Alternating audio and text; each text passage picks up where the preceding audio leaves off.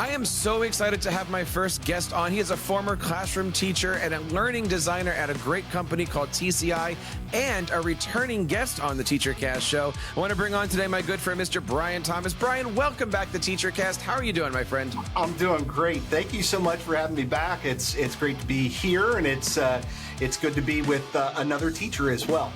It has been a bit since you and I were here. I think the last time we did it was 2020, if I remember correctly. Yes. What has been going on with TCI? What is in the news these days? So, I mean, when I was here last time, COVID had just, kind of broken out. And what was wonderful about COVID, if anything could be wonderful about it, is what it did in terms of really showing us how much more we could be doing for teachers who are using our program. So not just distance learning, but informing our design, informing our curriculum development process, informing how we react and how we respond to teachers. That all transpired and has helped to improve the products and the services that we then turn around and provide to teachers. So we've learned a lot about our own processes and what needed to change, and I think the results have been fantastic. We've been adopted in a number of different states and across the country in places that had never heard of us prior to COVID, but learned about us through that process, and then of course grew. And then we've also been able to retain a number of districts that had already known TCI for a very long time. So a lot has been going on. We've developed new programs and new titles, and we're excited for where things continue to go. Well, I am excited. It is February. We're looking forward to a brand new summer coming up. It's ISTE season all around. For those who aren't familiar, maybe turning into the show for the first time, talk to us a little bit about who TCI is, who do you serve, and what kind of things can we find on your platform? Yeah, TCI stands for Teachers Curriculum Institute, and we are a company of, by, and for teachers. We create core curriculum materials for social studies and for science. We do social studies, all grades, K through 12. And then for science, we also cover K-8 NGSS science programs. We've been doing social studies since 1989. So we've been around for a very long time, but our processes for creating curriculum is very different from a traditional publisher. We develop our programs just like teachers do. So we don't sit down and write a textbook first. We create good lessons based on our standards and make sure that the activities are going to engage and inspire our students to want to know more. So that is who we are. We're probably best known for our History Alive and Social Studies Alive programs. But like I said, we also create programs for Bring Science Alive, which is NGSS aligned. Now, of course, since 2020, an entire world has gone by and things have changed a little bit. We're talking today all about high quality instructional materials. Like, what are we talking about here? Like, what is the difference just between school districts trying to find curricular materials and really digging into work with TCI to find high quality? What does that mean? What is the difference here? So one of the things that has been going on are a number of states and organizations have been trying to pull together an effort to make sure that happens, that they keep publishers and providers accountable to teachers for high quality instructional materials. And one of those organizations is AIR, or the American Institute for Research. So they've been pushing for it. They've created some guidelines for teachers and districts to use as they're looking at resources. And of course, that's then going to help teachers and districts be able to find good resources and ensure equity of instruction across the board. Let's talk about those resources and those school districts out there. You happen to bring a friend with you. Talk to us a little bit about who our next guest is. And I'm excited about this because I want to learn, what does a school district, look for when selecting curricular materials? Brian, who'd you bring with you today? I brought with me Becca. I love Becca to death because she really encapsulates everything that a passionate and devoted teacher is about. I'll let Becca describe how many students she sees and the kinds of students that she sees during her day. But, we came across Becca because she was using our resources. And when I say by and for teachers, we're for teachers like Becca because she is exactly the kind of teacher that every student deserves. So, Becca, I'm so excited that you're here. Welcome You're to the too show, kind, Becca. Brian, all the time. Too kind. Hi, I'm Becca Burnfin. I teach in Southwest Kansas, and that looks real different than North Kansas or East Kansas. When we talk about, I heard Brian talk about student population, our population is pretty amazing. We have 35 different languages in our school from 30 different countries. And with that, obviously becomes a high ESOL population. And I'm lucky to serve in an academy that services that population. And so that's something that really works well with TCI. I am a high school teacher, social studies, and I teach all of the social studies available curriculums from TCI. So my schedule looks a little different than a typical teacher. My preps are pretty high. During the normal school day, I have U.S. history, world history, those 50-minute increment sessions. And then when the school day ends for most students, I stay and I have two different setups that TCI's materials have worked for both student populations. 2 days a week for 27 days in a semester, I service kids that need credit recovery. So they've taken the class the first time and it was unsuccessful. But we're still holding to those same TCI high quality strategies. And because it's such abundance, there's so many options that we can try. And then I have 2 days a week, again, 27 class hours where I teach freshmen or sophomores who want to graduate early. They can graduate their junior year if they take the right classes at the right time. So they're very accelerated. They get the same content from TCI. We just do it in a little faster pace. And then I just ended this week, a pretty neat week for me. This is our big credit recovery week. Kids that weren't successful first semester but didn't necessarily fail past the 49%. They get a 1 week opportunity to get into TCI and show us what they know. And it's been a real cool week this week to see what Brian and I always talk about as their instructional materials showing up and showing out and allowing kids to really thrive and not just read the history, but actually do the history. That is a fantastic story of working with all of those students, especially in the ESL population. And, you know, Brian, I ask every company that's ever come on, what is it like working with teachers? So I'll ask you, what is it like working with amazing teachers like Becca to not only help you guys design curriculum, but also get that feedback from what's happening in the classroom? Well, feedback's critical. I mean, if we think about learning and teaching, we expect, to use feedback as teachers with our students. It not only informs our instruction as teachers from what we're going to do next, but it also provides a formative assessment for students so that they know where they are. Well, that's no different for us as a publisher and a provider. We're looking for that feedback from teachers so that we know how we're doing and we know how, what kinds of things they're looking for. So if a particular feature is not there, or if they feel like an area of content could be more rich or more deep, or we could pivot in a different direction, or maybe it's a new curricular area that we've not even focused on before. We really covet the feedback from teachers to help provide us our path forward. So Becca, you had mentioned earlier that you teach all these different amazing TCI curriculum. What do you teach? And how does it work? And what do the materials look like? Sure. So world geography, I only do that as a credit recovery. World history, modern history. So from about the Renaissance to as modern day as we can get before May. And then U.S. history from Reconstruction to modern America. I utilize a ton of their features. Some of my favorite strategies are definitely the readings and the way that the readings are structured. For me as a teacher, the hardest thing is to be another ELA teacher for them. Students don't want that, and they've already been in a 50-minute ELA class. And it's only shown that when I say, hey, we're going to click our TCI app, get it out, what's the first thing we do?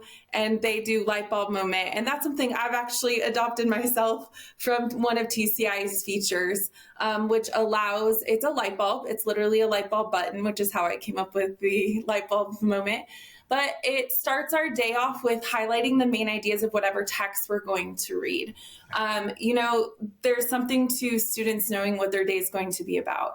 And so just having them, what I call skim and scan through those main ideas, kind of gives them an idea of like what's going to happen for the day and kind of where we're going, and kind of gives their that knowledge to the front of their brain is kind of how I like to explain it. And it allows them to start those reading strategies really early in the class. And I don't hear any griping about it, so I think it's working. Their second thing that I really enjoy, and I talk to Brian about this a lot, talk about feedback. I'm really excited about something I saw on TCI happening. It's their activities. Their activities are like simulation or activities that allow them to immerse themselves into a perspective or maybe multiple perspectives in an activity. My students love them, and you could come in anytime and ask, what do you love most about Ms. Burnfin's class? And while they might say me, the second thing they would say is the activities, because they're just so much fun.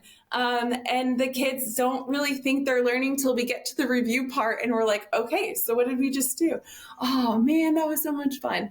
And so honestly, that's the part of the high quality instruction that I'm talking about. It's not just the reading, it's the engagement with the reading. When you're looking at the resources and the materials, are these all online? Is this a combination of a physical book and online websites? What are students able to use and manipulate?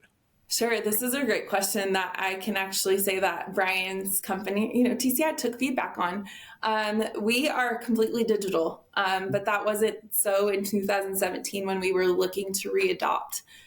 We had been with TCI at that point a better part of a decade, and we really were looking for something easily accessible with our one-to-one iPads. Not that there isn't something too paper-based, but that just with students and the ability to take state assessments online, we really wanted to practice that skill of reading and highlighting and decoding articles online as well.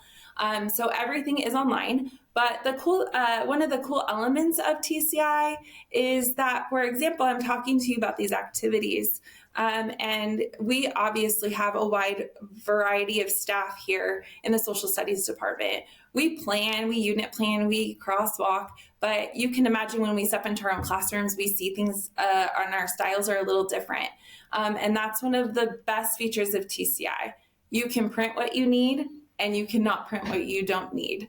And so if you want to keep it, I can laminate it and use it from year to year. TCI always gives us like a heads up, like, hey, we're changing something. You might want to make sure, it's the right thing that you have. Or like, here's a new and improved method. But when we went in 2017, we were prepared to leave TCI. We had some really hard questions for them. Our state assessment changed and TCI was no longer fitting our needs for competency-based assessments. And we told them like, hey, we're going to ask some hard questions about this. And they were like, we're already ahead of the game. Inquiry-based learning is here. It's here to stay. And in this model, we're going to have it. But at that point, we weren't getting the updated online platform like we are now. And so they met us exactly where our feedback moment was like, hey, this isn't going to fit for what we need. And it actually fits in better because it gives us more inquiry than we could ever ask for. And teachers can select, which is great. Well, I love the opportunity for teachers to choose what they're doing in their classrooms. And I think it's easy for any school district or any district level administrator to say, this is what we need. This fits in the box, go. But that's usually where the breakdown happens. You now have to take this curriculum and train other educators to it. Brian, could you talk to us a little bit about this? And then Becca, I'd love to get the real world solution here. What does training look like? What does rollout look like? And what length of time? I mean, in my experience, you don't just get TCI and do it over a weekend. No. Does this process look like? And any school district that is implementing a new curriculum, whether it be one class, multiple classes, especially across multiple teachers. What is the calendar looking like for that? That's a great question. And it kind of brings me back to where we started this conversation about what's changed, what's new with us. Born out of COVID, because teachers were doing distance learning with students, we realized, hey, if we're looking not only at our lesson and how we provide districts lessons that are going to engage their students, whether it's in print, which we do have print for all of our programs, or digital, as Becca was describing, but how do we, to your point, how do we provide teachers good quality training as well? When I left the classroom, professional development days were rich for social studies teachers. We could have out of days or out of the class days for trainings. And it's not that those don't occur these days, but it's just a lot less frequent, or it's taken up with all sorts of things that are not related perhaps to their curricular focus for a teacher. And so there has to be several different options for teachers for professional development. For a new TCI teacher, one of the things that I was responsible for at TCI was taking essentially what we used to do in an in-person training and turning it into a professional development course that teachers could take on demand and have access to 24/7 wherever they need it. Because as a teacher, if you've got a question, you've got a question right then. You don't want to have to wait for it. So it's always at the ready. Having said that, we still provide teachers lots of opportunities for in-person professional development through state conferences, national conferences, but also when a large district purchases, we may have boots on the ground. They're doing professional training there at the beginning. And then, of course, we also have a summit that we do, a virtual summit each summer, which is free to any TCI teacher or any teacher for that matter, where we dive way beyond just the nuts and the bolts. And I think this also gets to your point, Jeff, is that it's not just about how to use TCI. It's about how can I get my classroom engaged? It's how can I inspire my students? And so, yes, TCI is a part of that, but it doesn't take away the Beccas of the world, because we still need them to inspire the students. We just want to give them additional tools, strategies, and tips, which will do that. Let's bring in the Beccas of the world here. Becca, talk to us a little bit about your rollout. How does it work? And I think this is a big question here. When new teachers come in, right? Like it's not going to be, here's the 5 or 6 teachers and we're going to run. You're going to drop one and add one midway through the year, midway through the summertime. How do you keep a curriculum going with all of the personnel movement? Sure. That honestly, an honest question in today's teacher world, like the amount of turnover right now is really high. And for our district, when we adopted in 2017, like Ryan said, we did the digital training. But then when we decided to teach the first quarter with it, the new digital platform, kind of get our nuts and bolts in place. And, it was a very similar platform to what we had before. There was a lot of updated things. And then after that 3-month period, we requested just a specific training on walking us how would you walk through a lesson as a teacher? And they sent a teacher. They said, look, this is how I do it. These are the things I've seen. And while that day was overwhelming, which the best PDs are, because there was just so much information, we were then able to take just a little bit more back with us. And as that happened, our department realized in 2020 that it was super essential that we start keeping notes and tasks of like where we started and how we got better at that. And so we have essentially that something for new teachers that are brand new to TCI. It's the basics. Here are the chapters. Here are the basic reading strategies. And let's let you go through the first quarter with that. And then as they continue through their process, we have new teacher learning days where veteran teachers do not come to school, only their mentors do. We've had 4 new teachers since 2017 in our department. And those days are so impactful because then we can start and say, okay, what do you understand? What's your point of confusion? where are you wanting to go deeper in the content, or where do you feel like you're getting lost in planning? And then we're able to provide those on staff since we've received training. But the best part is if I called our, district tomorrow and said, hey, TCI, we were really losing it on this component, TCI would be there. They would be at our next training, providing whatever we asked for them. And that's really been a benefit of being able to not only do the online learning modules, but also requesting whatever implementation strategies that we might need. So Brian, we talked about the different curriculum. We talked about the training. We talked about how easy it is. We talked about some of the feedback. Let's talk about the most important thing. If a school district is looking to reach out, where do they go? How do they get the ball started? How can somebody get you on the phone? Yeah, the easiest and best way to find out about TCI and about what we can provide for district is really go right to the source. Go to our website, teachtci.com. We also, Jeff, we have an ebook on high quality instructional materials where we kind of lay out what it is not. Also provide a checklist so that teachers can look at not just our resources, but any resources that they're using, because as a teacher, you're always looking for tools that you can utilize inside your classroom. How can you have a measure against what those resources are and be able to know that what you have is going to be and meet your students' needs? So we have an ebook that any teacher can access. We're going to provide the link that teachers will be able to click on from the podcast and be able to access that. And of course, anybody can go over to teachercast.net/podcast. Again, this is episode number 57 of Digital Learning Today. Would love to have you guys not only check that out, download this, but of course, share this with everybody else. Becca, I want you to look into that camera and talk to any educator, curriculum developer that's interested in not only picking up maybe the social studies resources, but also learning a little bit about the science component too, which is another show completely. What would you say to educators right now trying to make a decision about what they're going to do for next school year? Oh, yeah, absolutely. If I wanted to say you're making a decision for next school year and you're wanting to keep your plan time down to a manageable, accessible moment, this is the curriculum for you.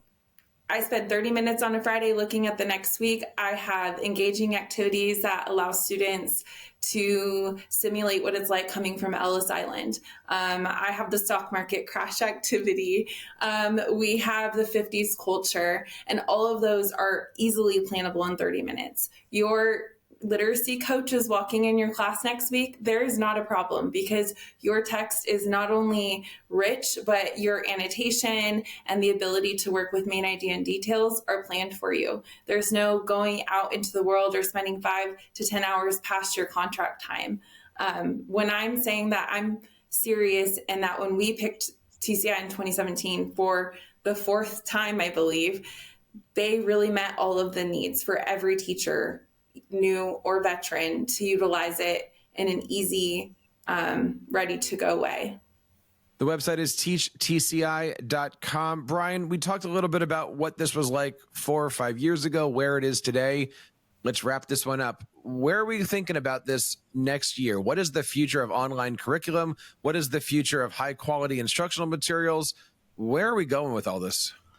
I have great faith that we're finding our way forward. The future is always misty. But if we look at some of the recent advancements in AI and how teachers are able to use things like AI in a classroom every day, those are really great, and they will change the way materials look like in the future. It's hard to say what programs are going to look like, but what won't change is what good classroom instruction is. And it won't change good classroom educators either. They're always going to be there. They'll be the vital component. So I have great faith that whatever the future throws at us, we're positioned well. We just have to keep our nose to the grind, keep at it. The website is teachtci.com. Again, all the links are going to be over in our show notes at Digital Learning Today. This is, again, episode number 57. Becca, thank you so much. Please come back on the show. Would love to hear more about the great things that you and your students are doing. And Brian, thank you again for showing up on the show today and being a return guest. It is great to see you, my friend. Good to see you too. Thanks so much for having us. Thanks, Jeff. And that wraps up this episode of Digital Learning today. I hope you guys learned a little bit about high quality instructional material. And again, you can please reach out over at teachtci.com for more information. And that wraps up this episode. On behalf of Becca and Brian and everybody here on TeacherCast, my name is Jeff Bradbury, reminding you guys to keep up the great work in your classrooms and continue sharing your passions with your students.